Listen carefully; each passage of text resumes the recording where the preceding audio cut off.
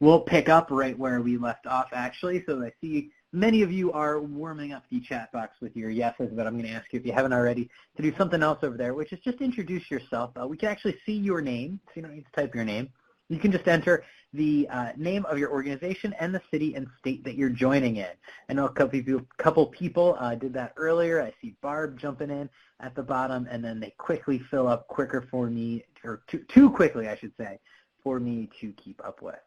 While all lines are on mute for today, that is how we'll be taking questions. So feel free to drop a question in that chat box at any time. Just know that I may wait until the right moment to pick up some of those questions to make sure we get through the core of our content. In addition, there are a couple of kinds of questions I won't be able to answer here today. The first is if it is very, very, very specific, or I just don't have that information on hand. If that's the case, I'm going to direct you to the 2020 RSVP at cns.gov email address. Don't worry, you don't need to memorize that, because if you look in that Senior Core Resource Links box down at the bottom right-hand corner of your screen, and scroll all the way down, you will see questions, ? And that will take you right to that email address. So that's where you can go for those kinds of questions. There's another category of questions that I'm actually not able to answer, though, and that is that I can't give you any advice. This is a competitive process. We want to get a lot of great applications, and we want to make sure that it is fair to everyone involved. So I can't tell you what to put in your application. I can't tell you, whether to structure your program this way or that way. That is all up to you. That is all up to you as applicants. What I can do, though, is share some information to help you navigate the process. This is the third in a series of webinars, and it's one of my favorites because it's one of the ones that is most applied.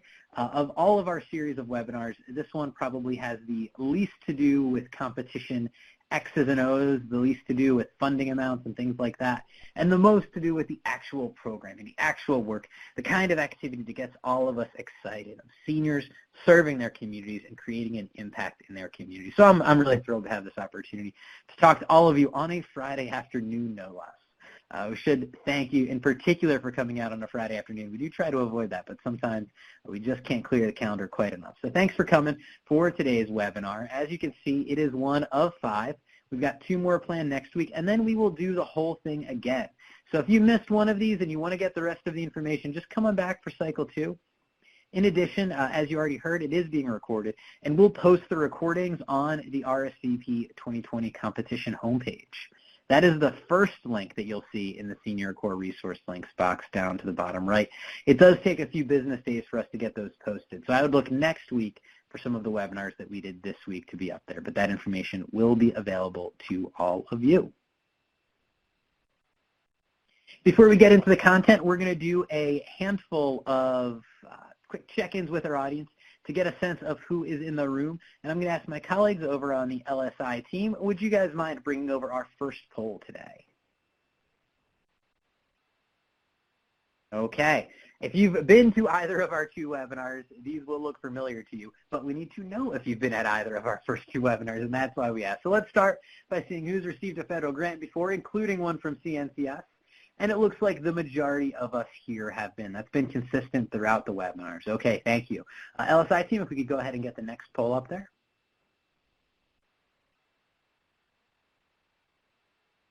All right, how well do you know Senior Core? Let's see who out there is already in the Senior Core community, who out there is looking to join the Senior Core community for the first time. Regardless of your answer to this question, we are absolutely thrilled to have you here today. I've said this in all of the webinars. I think I'm going to keep saying it because I mean it. This is one of my favorite times of the year because I get to welcome so many folks who are new to the National Service community and at the same time reaffirm our commitment to those of you who have made it such a vibrant, powerful community. So we've got a pretty good distribution, although it looks like mostly we've got current CNCS grantees here. Well, you guys are welcome for sure. Let's go ahead and bring the next poll up. Okay, let us know the primary field of your organization. We know, of course, many organizations, maybe even most organizations, would consider themselves to be a part of more than one of these, and that is okay. So just go ahead and pick one, the one that you think best describes your organization.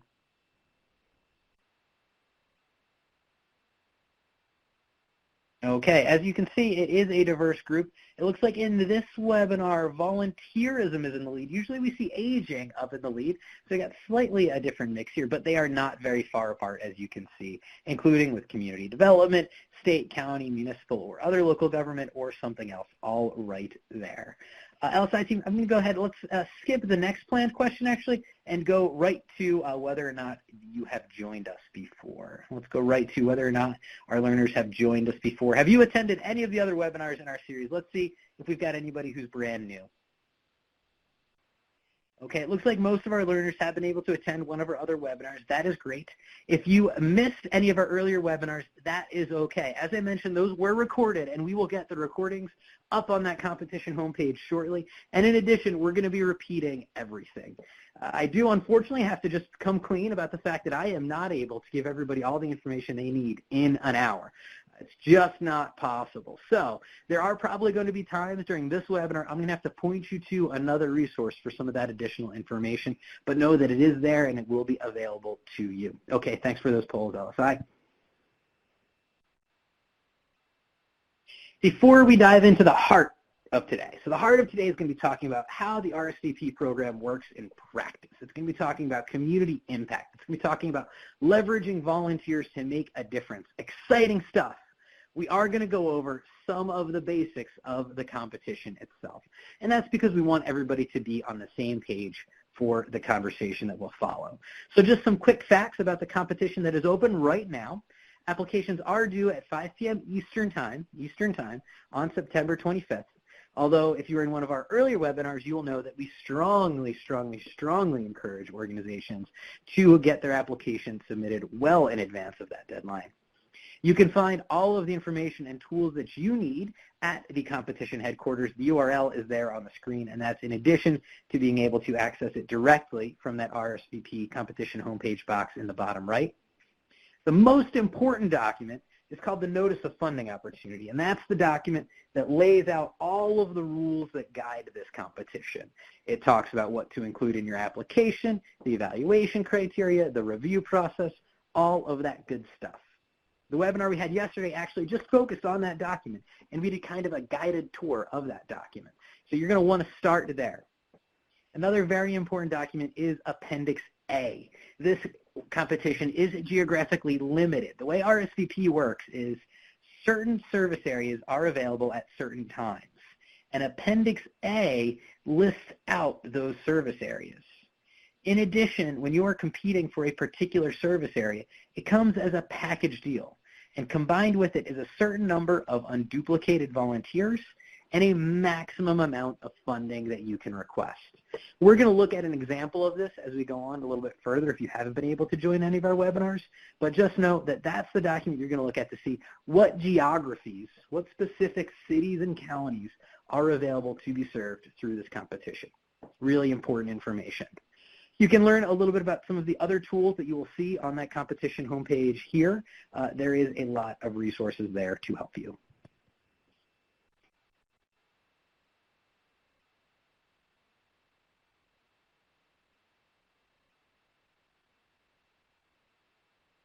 Okay, we've got our preliminaries out of the way, and it is time to really gear up for the core content here today.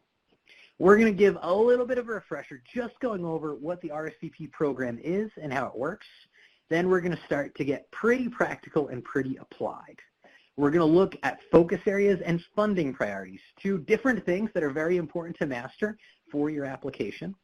We're going to look at sponsors and stations, two key terms, and how those two kinds of organizations, those two pieces, can come together for a great impact. And then we're going to look at some examples of senior core and specifically RSVP programming.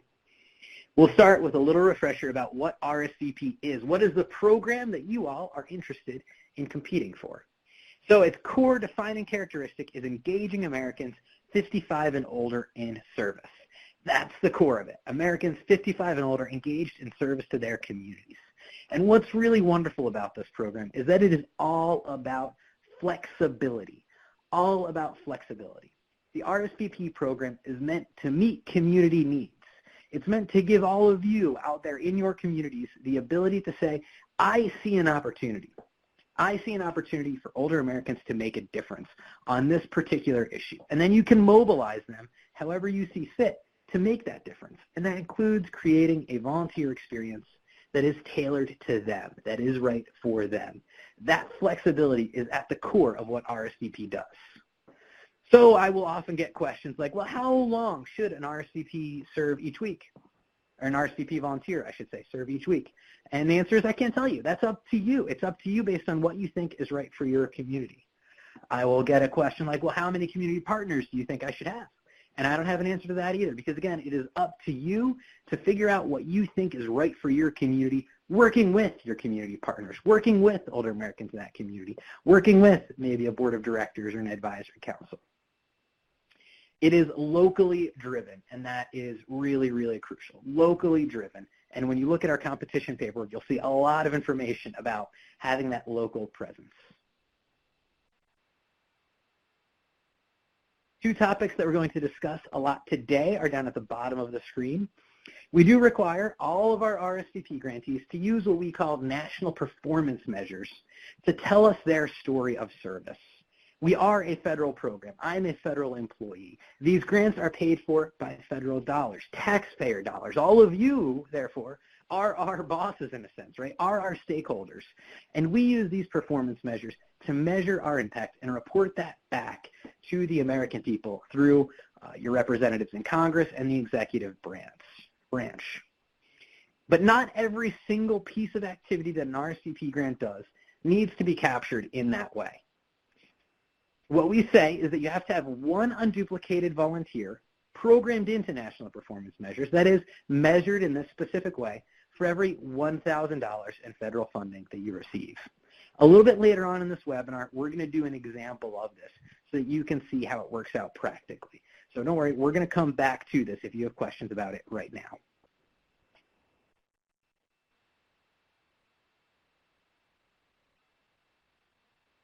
All right, so we've done some of our RSVP basics, and we're going to use a lot of that information as we go, but I want to pause for a second to clarify two pieces of the notice of funding opportunity. You'll see it refer to both focus areas and funding priorities. These are different things, and they are important. Actually, I'm going to go ahead and take the liberty of sharing my screen right now, and I'm going to jump to the notice of funding opportunity to show you where this is in that key document. So this is the document, the Notice of Funding Opportunity right here, that is the equivalent of a request for applications or request for proposals in a lot of other contexts. And I'm going to zoom in specifically to these two lists of things. So first, we're on page 1 here, and we see, in order to carry out Congress's intent and maximize the impact of investment in national service, CNCS has the following focus areas. And then it lists them in addition to key goals capacity building. And then those are described in a little bit of depth just below that. In addition, I'm going to jump down here, we've got the section funding priorities. Applicants are required to address one or more of the focus areas above. CNCS will not consider applications that do not address any of the focus areas. In addition to the focus areas, CNCS is particularly interested in supporting applications that propose to include one or more of the priorities listed below. And we see we've got another list. So how do we make sense of these two different lists? Well, we're going to do just a little compare and contrast.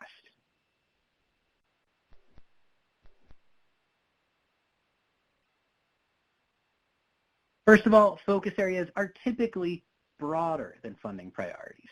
When we look at that list, we'll see something like opioid abuse is a funding priority because that is very specific. But healthy futures, that field of health in general, well, that is a focus area, much, much, much broader. All RSVP projects must have some activity in at least one focus area. For funding priorities, though, those are optional, but we are particularly interested in funding them. When it comes to performance measurement, all of the focus areas tie specifically to specific national performance measures. And we'll see what that looks like in a little bit. In other words, if you pick education, you're going to have a set of performance measures that goes right hand in hand with education. Now, you can capture all of our funding priorities in national performance measures too, but they might cross over some lines. You might need to be a little bit of creative. You can kind of pick and choose and figure out how to navigate through that performance measurement. It's not as directly one-to-one. And then you can see them on the screen right now. Our focus areas: disaster services, economic opportunity, education, environmental stewardship, healthy futures, veterans and military families. And then we often refer to capacity building as a key goal. Then you've got our funding priorities: disaster services, economic opportunity, specifically workforce development, education, specifically intergenerational programming, access to care, specifically opioid abuse, and so on and so on. So you can see some of those relationships I already discussed. In some cases, it is a one-to-one correspondence. In some cases, you do see that we have something that is both a focus area and a funding priority. In other cases, you'll see that we ask to get a little bit more specific for those funding priorities. So it's not just any economic opportunity that's a priority, it's workforce development, right? So we get a little bit more specific. In other cases, you'll see that there's actually one focus area that has multiple funding priorities, right? These all fall under the banner of healthy futures. So that demonstrates the broadness of some of those focus areas. And then finally, we've got evidence-based programming as a funding priority, and that, of course, cuts across all of these, right? You can have an evidence-based program in pretty much any one of these focus areas. It's really about the level of evidence behind an intervention, not describing the particular domain where an intervention works. So it's important to have these things clearly separated in your mind, and we're going to talk about them even more. In particular, the focus areas, because those do tie directly to our performance measures, and that's how you're going to tell us about your story of service. Okay, before we go too much farther, actually, I'm going to pause and see if we have any questions so far. If you have a question in the chat, just let me know. I know you're probably all waiting for those examples. Don't worry, they're coming. We got just a little bit more groundwork to lay, and then we'll take some examples.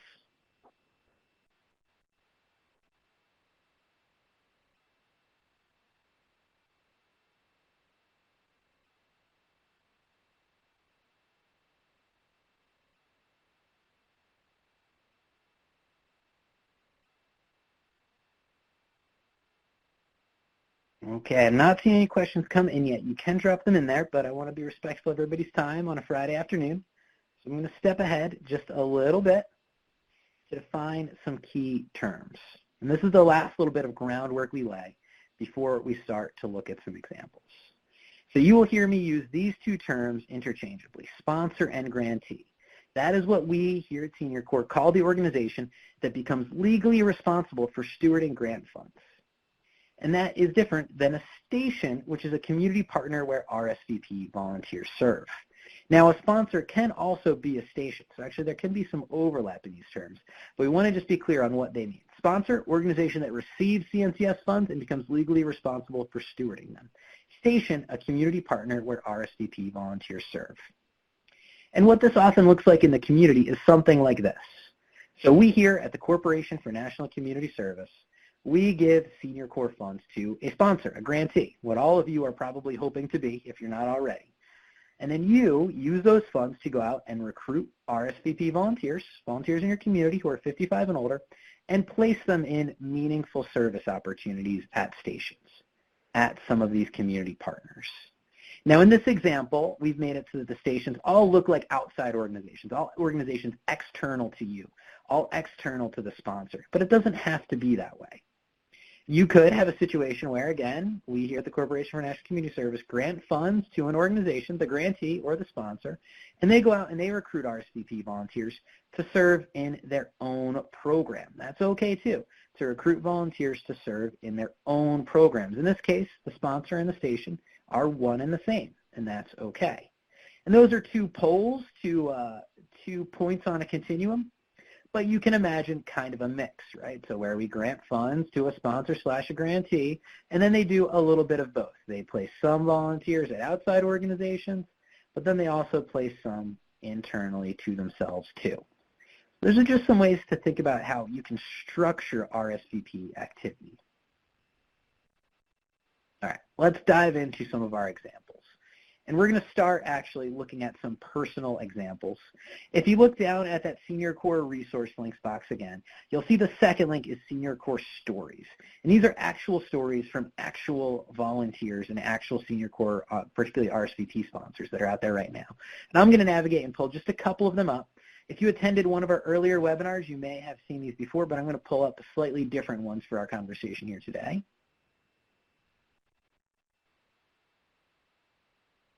Okay, we're here at that Senior Corps Stories webpage.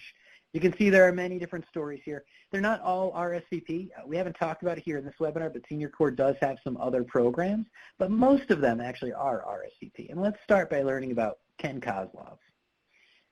Senior Corps volunteer Ken Kozlov doesn't just enjoy leaving his comfort zone, he thrives on it. The 72-year-old Springfield, Virginia resident had no experience working with special needs children, but it was something he always wanted to do. After he joined Senior Corps, Ken found an opportunity to do just that. As an RSVP volunteer, he teaches children with autism how to swim. He recently expanded his service to help high school students become financially literate. One day it occurred to him, why couldn't the financial literacy curriculum be taught to special needs students as well? He worked with a teacher to adapt the curriculum so special needs students could access it too. He recently told some new RSVP recruits, when you get back from volunteering, or what you get back from volunteering, is like 20 times more than what you were giving. He implored them to venture outside of their comfort zone. A really, really great example. Let's also learn a little bit about Roy Thompson. In 1999, he decided to spend his time working for a soldier and his family. Ray, a retired Special Forces soldier who served in the Vietnam War, has been volunteering with the Fort Riley American Red Cross and the Irwin Army Community Hospital for the past 20 years, earning respect, appreciation, and recognition along the way. He was recognized with these awards. I'm going to jump down here. Prior to his current role as hospital liaison, Ray had the opportunity to work in the medical ward for many years. While on the ward, he assisted hospital staff as best he could with paperwork, room changes, and any other tasks needed to make things run smoothly.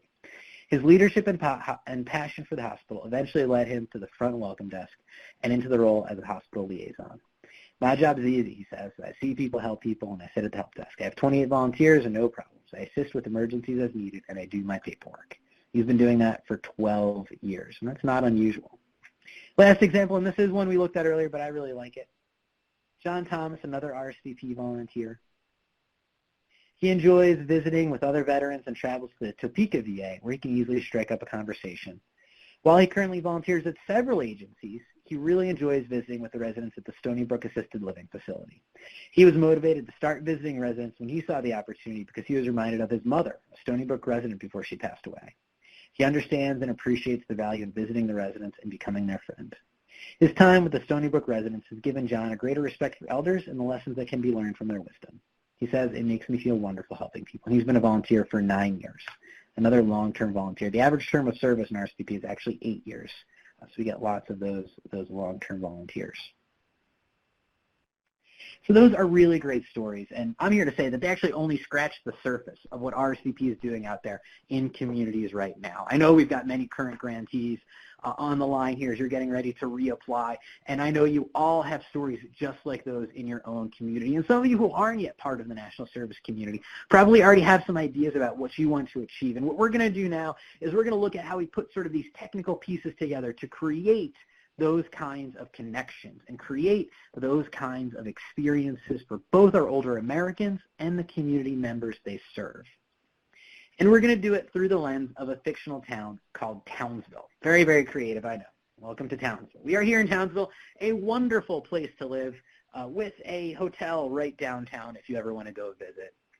And while Townsville is a wonderful place to live, and it is a wonderful opportunity because they are applying for the RSVP competition, they need to do a little bit of math. So y'all might remember, way back at the beginning of our webinar, I said we were going to come back to some talk about national performance measures. And in particular, I said that when you are applying for an RSVP grant, you need to program at least one volunteer in national performance measures for every $1,000 in federal funding that you receive. You might also remember me talking about Appendix A, that document that spells out the connections between geographic service areas, the amount of funding that you can receive, and the total number of unduplicated volunteers that you must have. So remember, this is a package deal. When you look at Appendix A, you're going to see just a long line of lists like this, where they say a state, a little code for the opportunity number, and then these three things as a package deal. And if you're applying to serve Townsville, that means you can request no more than this funding amount. That's the maximum amount of funding available. And you need to include at least this number of unduplicated volunteers. Let me get some like chicken scratch out of there, but I just like to demonstrate how those are all connected. And so what we're going to do is just apply that a little bit to an applicant in the area of Townsville. So the first thing that they're going to want to do is figure out how many volunteers they need to program in national performance measures. To do that, you divide 95,000 by 1,000 because it's $1,000 for every, for every unduplicated volunteer. For every $1,000 in federal funding that you receive, you need to program one unduplicated volunteer into national performance measures. Can anybody do that math for me? How many volunteers do they need to program into national performance measures in Townsville if they're applying to serve Townsville?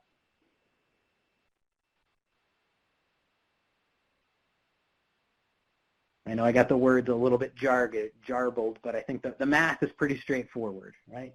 For every $1,000 in annual federal funding that you request, you need to program one volunteer in these national performance measure work plans. Great, I see some answers coming in. That's 95. So they need to program at least 95 volunteers in national performance measures. But they need to have at least 125 volunteers total. Now, those volunteers can also be programmed into national performance measures, or they could be programmed into what we call other community priorities, which is just a big catch-all term for anything that you can't measure using our standard measurements. It can really mean anything that is an allowable activity. We don't allow things like political activity or religious activity. But if it's an allowable activity, it can be included in in other community priorities, even if you're not measuring performance. So in order to get to that minimum level of total number of unduplicated volunteers, let's say they program only the amount they need in these performance measures. How many volunteers would they need to program into this other community priorities catch-all? All right, looks like Allison, Barb, and Hester are on it. 30, right? And that adds up to 125. There you go. Okay. So we got the math down, but now let's learn a little bit about what Townsville needs. Let's learn a little bit about Townsville's challenges. Again, Townsville's a wonderful place to live, but like any community, it's got its challenges. First, while many schools in Townsville are doing well, 3 have substantial numbers of students that are reading below grade level. Second, like many communities, Townsville has seen documented cases of opioid abuse increase significantly in the past 10 years. I think that's unfortunately not all that unfamiliar to many of us here today. Finally, Townsville's mayor just launched an elder abuse task force to deal with a sudden increase in reports of fraudsters targeting the elderly in the area. Again, something that I suspect sounds familiar to many of you. So Townsville, wonderful community. However, it's got its challenges. And there are lots of people in Townsville who see an opportunity for older Americans to be part of the solution. And they want to apply for an RSVP grant to do that. And let's look at the different ways that they might do that. We're going to start with the Townsville Department of Aging. Now, the Townsville Department of Aging has lots of different connections across the community. They are really focused on serving seniors and giving seniors meaningful opportunities. And because of that, they're going to say, you know what, we think we have the partnerships to place volunteers in stations with external partners, and lots of different external partners. So think back to our first time looking at a diagram like this. So if Townsville Department of Aging got a grant from CNCS, what they would do is those funds would come in here from the Corporation for National Community Service. They would use it to recruit RSVP volunteers. And for education, their stations are actually going to be schools in the community. They're going to work with a Reading Partners program that pairs older Americans with students to help them read in schools, and they're going to be the stations. They're also going to partner with another station, a local health agency, that provides counseling support to help combat the opioid epidemic. Now, they're probably not going to be counselors themselves, right? They're probably not going to be offering medical advice or anything like that, but they could be providing administrative support. They could be helping with referrals to other agencies, collecting or distributing information, things like that.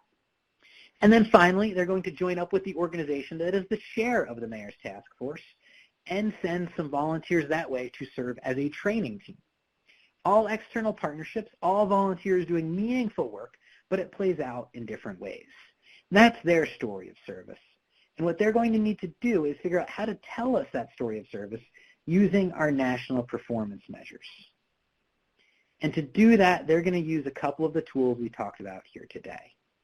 The performance measure instructions, or sorry, a couple of tools we will talk about here today. I don't think we've really talked about these yet. The national performance measure instructions and the work plan development worksheets. The performance measure instructions tell you about the specific performance measures available in a category of activity. The worksheets are just what they sound like. They let you kind of experiment with what you're going to do. So we're actually going to go ahead and take a quick look at them.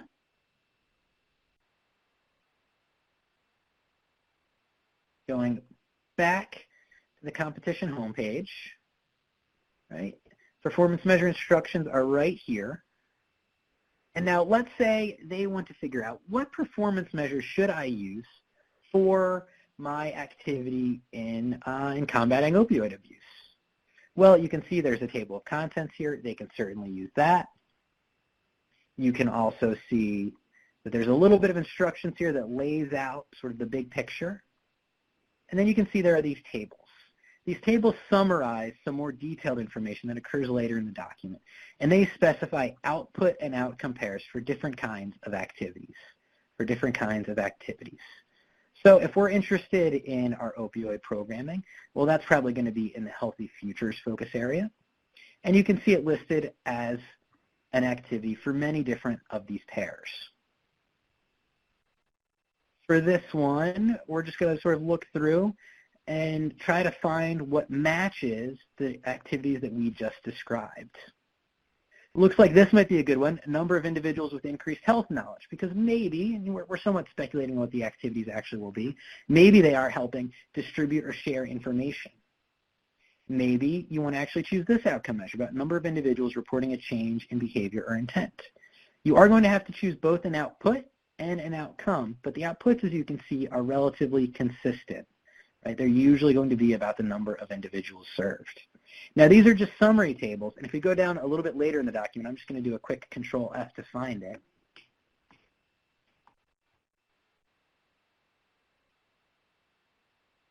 You can see that there's some more information about how to actually use each of these, So that's what they're going to do with all of the different kinds of activity that they are planning to do. They've got their plan together. They know the kinds of programs they want to do. And then they're going to go to those national performance measures and translate the work that they want to do into that format, using those instructions and then plotting them out in the worksheets.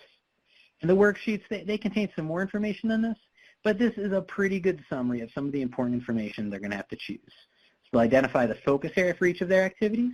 They'll choose an output and an outcome. It's not on here, but they'll also have to choose targets for those, the number of individuals they expect to serve and the number of individuals they expect to create an outcome for.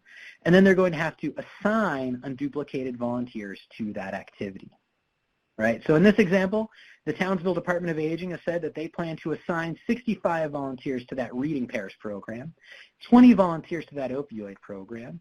And how many volunteers, I wonder if anybody can tell me, how many volunteers would they need to assign to that economic opportunity work plan to meet their national performance measure requirements? What is the lowest number that could go in here, for them to meet their national performance measure requirements? What is the lowest number that could go in there?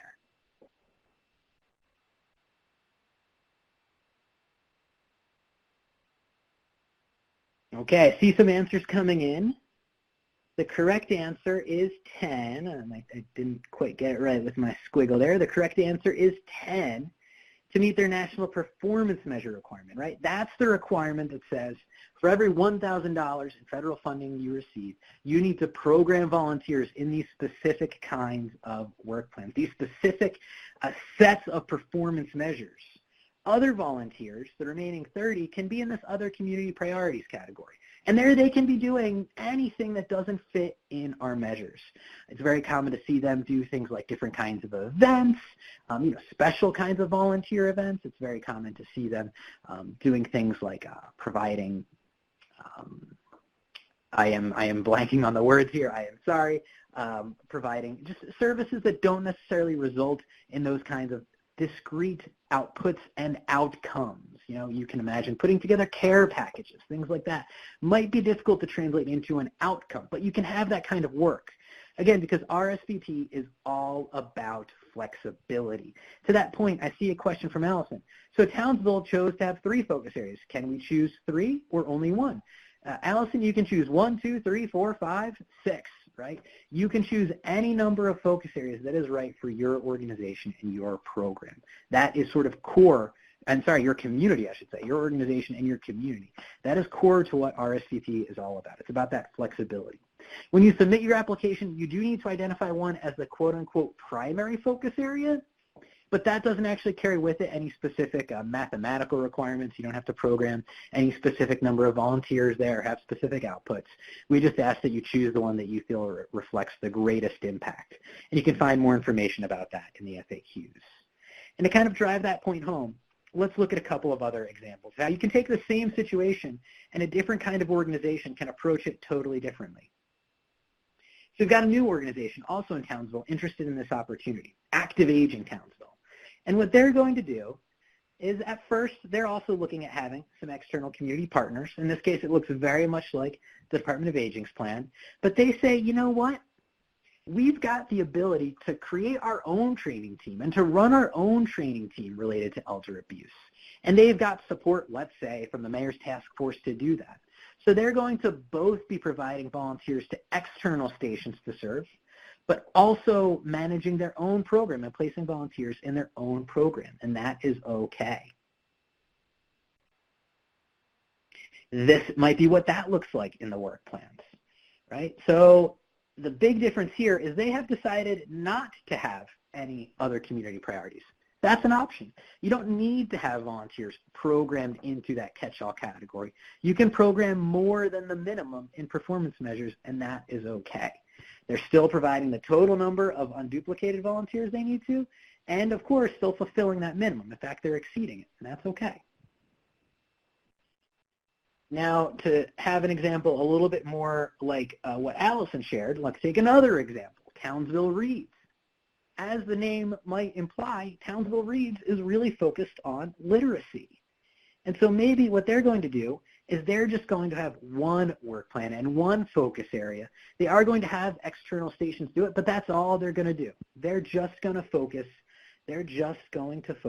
on education. And they're going to program all of their volunteers that they need to meet that national performance measure requirement into that one work plan. And that is okay. There is no minimum number of focus areas above 1. 1 is the minimum number of focus areas. And there is no maximum other than all of the focus areas that are available. So to address some of the questions here, so all the focus areas, not just the primary, can go to the performance measures. That's correct. Yes, Allison, that is absolutely correct. You're not just looking at one focus area. It's all of the focus areas that you're working in. Now, if you have another community priorities work plan, right, that's not in a focus area. That's not in a focus area, so that doesn't count. But if you can measure it using our outputs and our outcomes, that counts. Patty S, is a capacity building focus area necessary for an application? Nope, absolutely not. A focus area is necessary, but it doesn't have to be any one. It doesn't have to be capacity building. It doesn't have to be the ones we have here, education, healthy futures, economic opportunity. It can be whatever of those is right for your community, So that's just a way to look at how organizations are able to put these pieces together in a flexible way, again, that is right for their community. There's no one way to do it, and it depends on your organization and what your community needs. So my question to all of you is, well then, what determines a successful application? That's my question to all of you. And you can go ahead and answer that. What do you think determines a successful application? Go ahead and put that in the chat box if you have any ideas.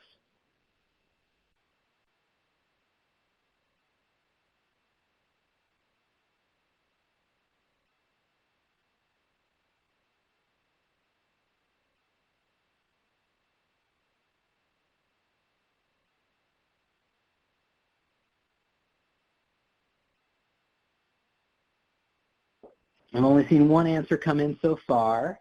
Let's see if there are any others. Okay, Hester's in there too.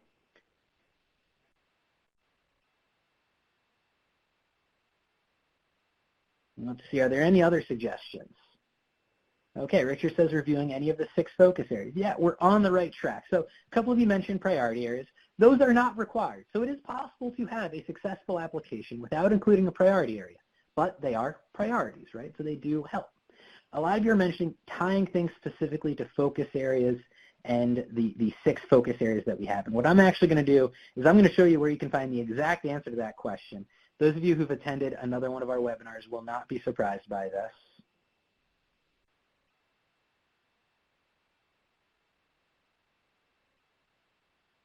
Let's go to, this is, we're back in the notice of funding opportunity, and I'm going to go down.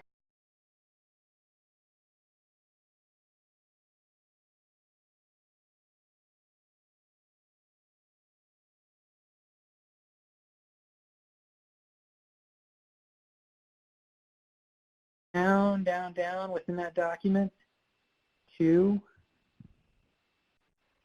our application review information and the review criteria. So we give you the specific criteria that we will use to evaluate applications. This is primarily what determines a successful application. And then we provide some more detail about what all of those mean. And as you can see, the strength of your work plans is an important part of that, right? The strength of your work plans and the way they logically tie together is an important part of that. Also the way that they reflect the National Performance Measuring Instructions. So it's really important to take the work that you want to do, the impact that you seek, and translate it into RSVPEs, so to speak, to translate it into these focus areas and these ways of thinking about and reflecting impact.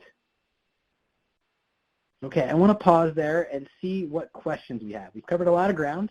Let's see what questions we have.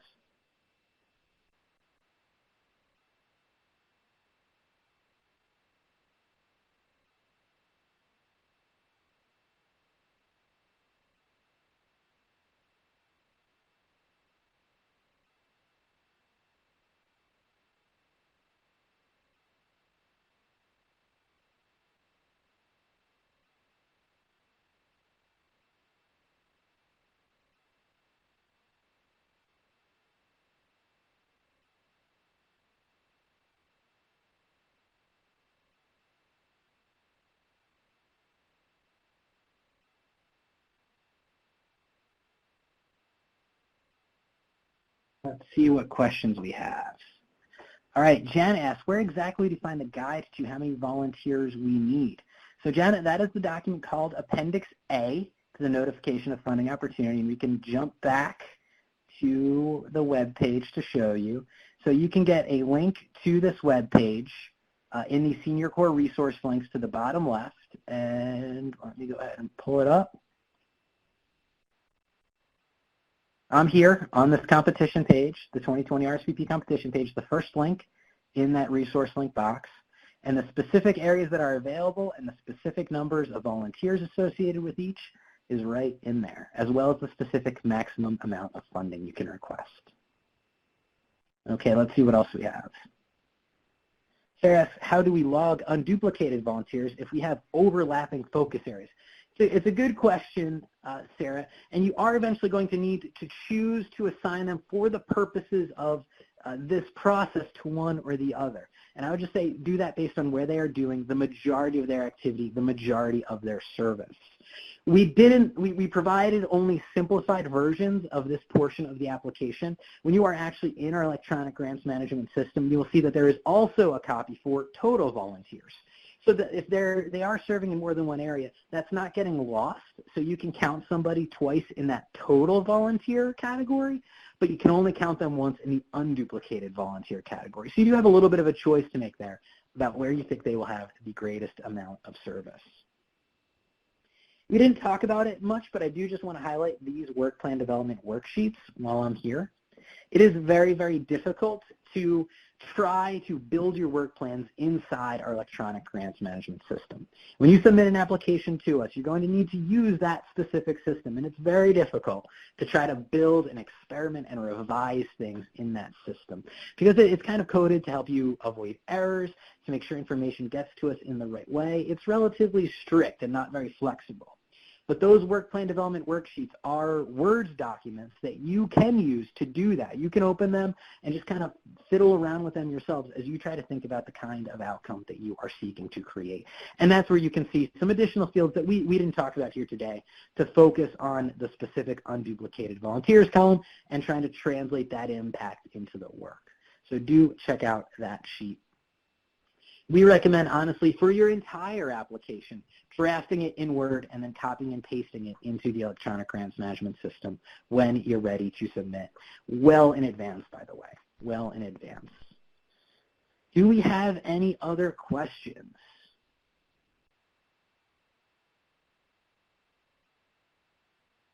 While we wait to see if we have any other questions, I just want to share a couple more resources. These are also in that Senior Corps resource link box, but just to give you a sense of what is there, if you want to learn more about specific examples of RSVP grants, these are other ways that you can do that. We've got some really great videos that show you programs in action, have volunteers and sponsors explaining how they work in their own words. You can also look up National Services footprint in your state. That includes the RSVP program, but it also includes other organizations. By the way, if you're interested in joining the National Service community, if you're interested in getting involved with Senior Corps or RSVP, but you don't see a service area that works for you in Appendix A, I would really recommend you go and check out these lists because you might be able to find someone who's looking for a partner and get involved that way in your state right now. Finally, we post the results of all of our competitions, including application narratives. And so you can go and review those yourself on the transparency page. And that's just part of our responsibility as a federal program to be transparent to all of you as taxpayers. Okay, if I could go ahead and ask the LSI team to bring over our 2 standard satisfaction polls. I'm not seeing any other questions come in. Learners, you'll see these 2 very simple questions pop up on your screen right now. If you could take a minute and fill them out, it helps us know how we're doing, helps us keep providing the information that's best for you, that helps get you what you need. You don't need to click submit or anything like that. Just click the one that best corresponds to your answer, and that logs your answer for us. So if you could just go ahead and do that. Let me do one last call for questions.